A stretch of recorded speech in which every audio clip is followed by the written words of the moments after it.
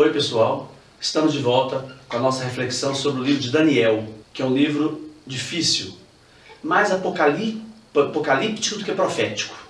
Então hoje nós vamos falar sobre o capítulo 8 de Daniel, que é a visão que ele tem sobre o carneiro e o bode. São símbolos, né? São símbolos. Você não vai entender ao pé da letra, né? Então tem que interpretar. É Daniel capítulo 8, versículo de 1 a 27.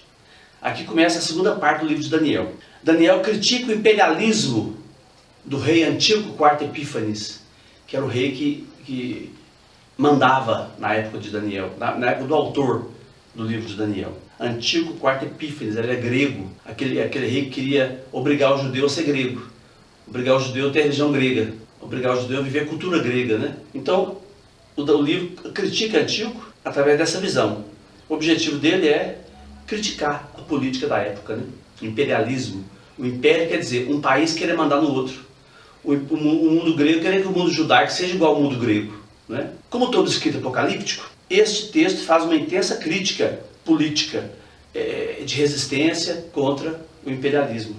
A dominação política, a exploração econômica do imperialismo de Antíoco IV Epífanes, que era o rei grego que dominava a Palestina. Contra o imperialismo, o que propõe a Bíblia?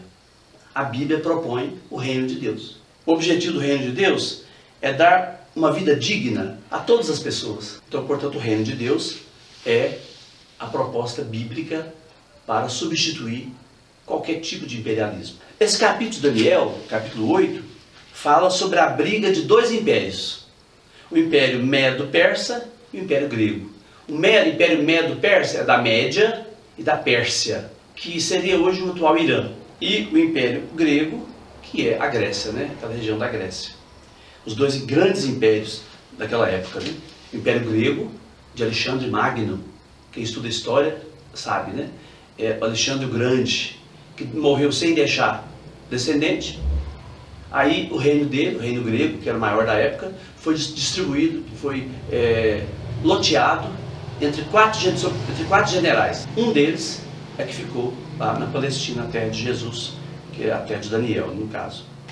Então o Império Medo-Persa, Medo é da Média. O povo fala medo, não é medo, é medo, né? É um povo medo. Esse Império Medo-Persa é personificado pelo carneiro, onde o chifre mais alto se refere à parte persa, é o carneiro. A chifrada do carneiro significa a expansão do Império Medo-Persa, que se tornou um dos maiores do Oriente Médio naquela época. As chifradas do carneiro. O Império Grego é personificado pelo bode, com o chifre entre os olhos. É como se fosse um unicórnio, né? Tem um chifre no meio dos olhos, né? Não tem chifre aqui do lado, né? Só um no meio dos olhos, que é o unicórnio. É o Império Grego. Esse bode é Alexandre o Grande, também chamado de Alexandre Magno, né? Alexandre submeteu o Império Medo-Persa. Tanto poder que ele tinha. Ele submeteu o Império Medo-Persa. Quer dizer, o bode submete o carneiro. O bode vence o carneiro. Então Alexandre submeteu o Império Medo-Persa, quebrando os dois chifres. Quer dizer, o chifre Medo e o chifre Persa. Eram as duas grandes cidades da época, né? Persépolis e Ecbatana. As duas cidades. Uma Meda, cidade Meda, uma cidade persa. Então você tem que entender a história da época. Você não entende o livro de Daniel. Tem que entender essa história que ele está falando, né? Isso está lá também no primeiro livro de Macabeus, capítulo 1, versículo de 1 a 3. O livro de Macabeus só tem na edição católica da Bíblia. Na edição evangélica não tem os livros dos Macabeus. Na edição católica tem. Quando você for comprar uma Bíblia, você tem que ver se primeiro se é católico, né? Tem que comprar a Bíblia católica, edição católica, onde tem livros dos Macabeus, Judite, Tobias, Sabedoria, Eclesiástico, que não tem na Bíblia evangélica. Então Alexandre Magno, que era o chifre magnífico, que fala o versículo 5, né, do capítulo 8, o Alexandre Magno é o chifre magnífico, né? Expandiu muito o Império Grego, mas ele morreu jovem, né? O Império, então, como eu disse, foi dividido em seus 4 generais, os 4 chifres que fala o texto do Daniel.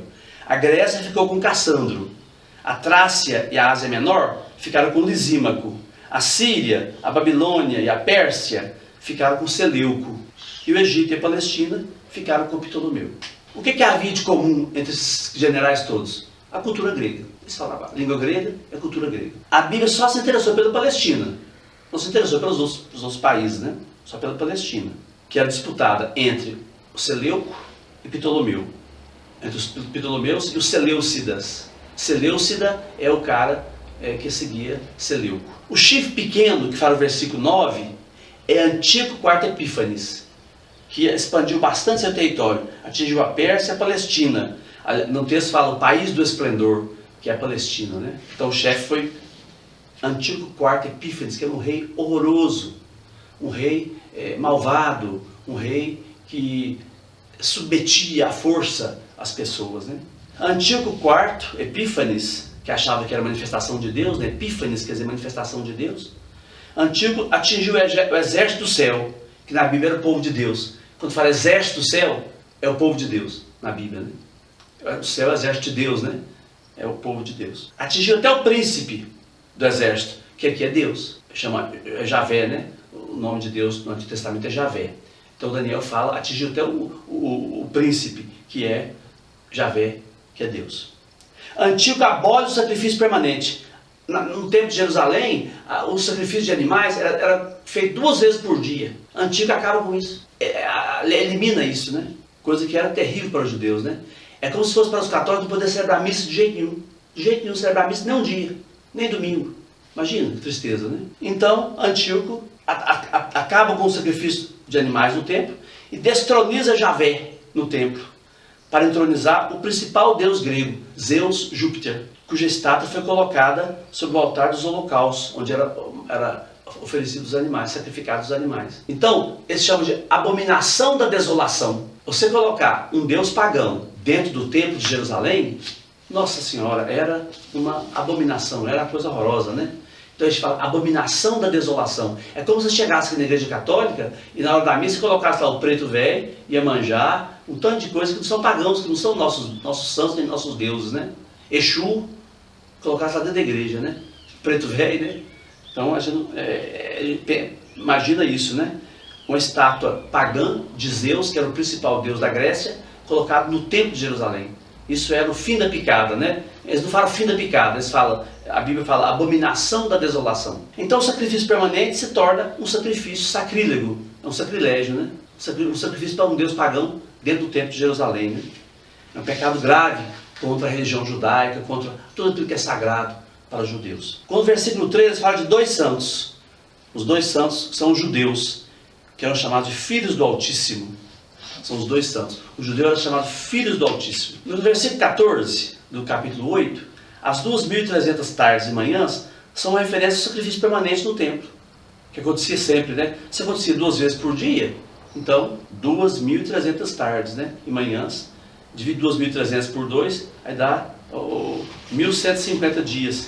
Quer dizer, aproximadamente 3 anos e meio, que é metade de 7, né? O número 3,5 significa no Apocalipse uma perseguição que vai acabar. É o 3,5, né? A perseguição que vai acabar. Que não vai ser pleno, não vai chegar a ser 7.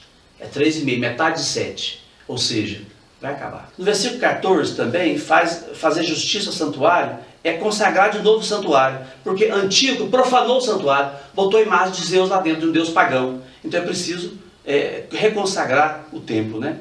É o que fala o primeiro livro dos Macabeus, capítulo 4, versículos de 43 e 59. É a reconsagração do templo. Um anjo intérprete aparece, é Gabriel. Gabriel significa Deus é forte, também significa Deus anuncia. A visão se refere ao tempo do fim, ou tempo da ira de Deus. O que é o tempo da ira de Deus?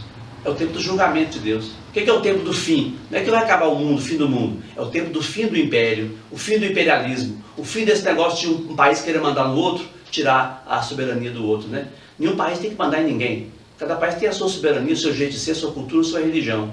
Então um tem que mandar no outro. Aí o Gabriel está falando desse tempo, né? Não é o fim do mundo, mas o fim do império opressor, que vai ser derrotado pelo reino de Deus, que é o exército do céu, né? Antíoco IV Epífanes era um rei arrogante, esperto para realizar o mal, destruidor. Essa que era a característica desse rei, né? Antíoco. Mas o maior crime de Antíoco foi contra o príncipe dos príncipes, contra Javé, né? Quando ele destronou Javé no templo de Jerusalém e colocou no lugar Zeus, o deus pagão. Engraçado, Antíoco não foi morto por ninguém, não foi destruído por mão humana nenhuma. O que aconteceu com Antíoco? Ele deu depressão e morreu. Foi o próprio Deus que matou Antíoco, né? Há 2 versões sobre a morte de Antíoco. Primeiro Macabeus, capítulo 6, diz que ele morreu de depressão. Segundo Macabeus capítulo 9, diz que ele morreu de uma infecção interna fatal. Uma infecção interior que o matou, né? Então o rei pretensioso, o rei absoluto, foi derrotado por Deus. Esse foi o Antíoco IV Epífanes. Esse é o sentido do capítulo 8 de Daniel. É a briga entre o Império Medo-Persa e o Império Grego. O Medo-Persa é o carneiro e o grego é o bode. E o bode venceu, né? O Império Grego venceu. Antíoco IV Epífanes, rei da Palestina, era grego. Esse é o sentido do capítulo. Por hoje é só. Um abraço. Fiquem todos com Deus.